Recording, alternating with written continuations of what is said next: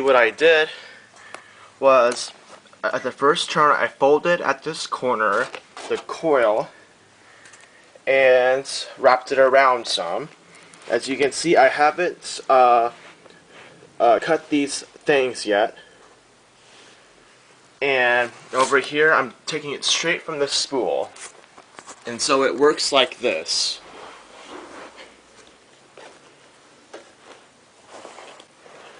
And this ribbon cable is made of 40 conductors. So every time I go around, this will do 40 turns. And this is 40 turns of 28 American wire gauge wire. I got this for $45.41 if you get the whole spool. If you get the whole spool, you get a discount. Otherwise, you pay more per foot.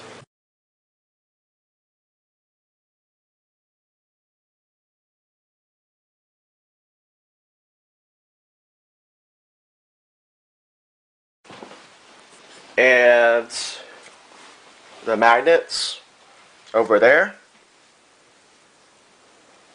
We got 4 coils right now. And there's the back with all the connections in series. I'm going to add a 5th coil on top.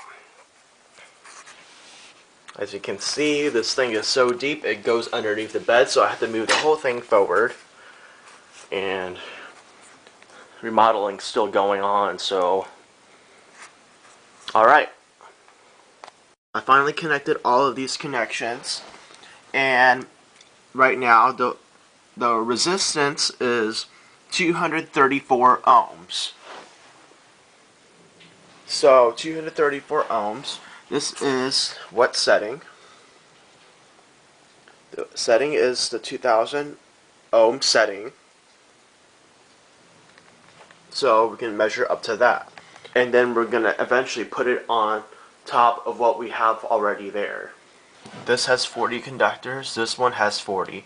So does this one and this one. This one has 36 because the super glue I was using to hold the bolts onto the shaft, right in here where this is, that's a part of the shaft I super glued so that the screws would have a harder time turning, so that this thing would lock with a fan. So I have 40 plus 40 plus 40 plus 40 plus 36 conductors. Each conductor is about 1. But I did cut off some of the length to make this cleaner. So in total we have 196 conductors in this coil. Now in my next clip I will connect this 5th coil with all these other 4 and I'll measure the total resistance.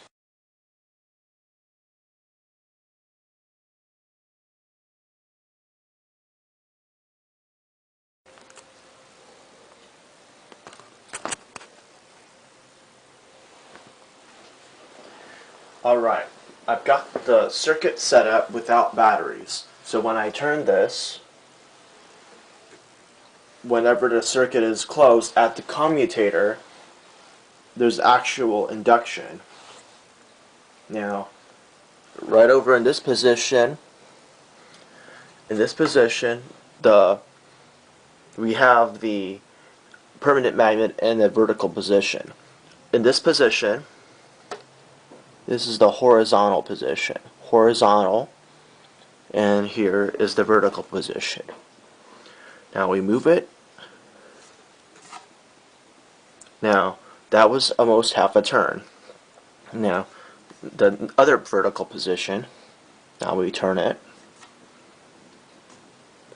Nothing, because it's not closed. And when it's not closed, there's no closed circuit, and whenever we turn this magnet, the voltage does not induce that much current. Because when the circuit is not closed, it's open, and therefore the resistance of the circuit is higher, meaning less current whenever you induce the same voltage. Now, beginning with the first half again, Now, we've done 3/4 of a turn, and as you saw on the meter, it induced a voltage. This is the voltage setting. I can see. Now, put this down. The voltage setting. 1000 volt setting. Now, here again is a commutator. We've got a bunch of galvanized steel wire wrapped around a twist tie, held together by the notch, and whenever this turns, it contacts that and closes the circuit. That copper pipe is connected to a shaft. The shaft is a threaded steel bar, and that threaded steel bar is connected to the spring. That spring connects the commutator to the coil, and back through the coil we arrive at this red prong going back to the meter.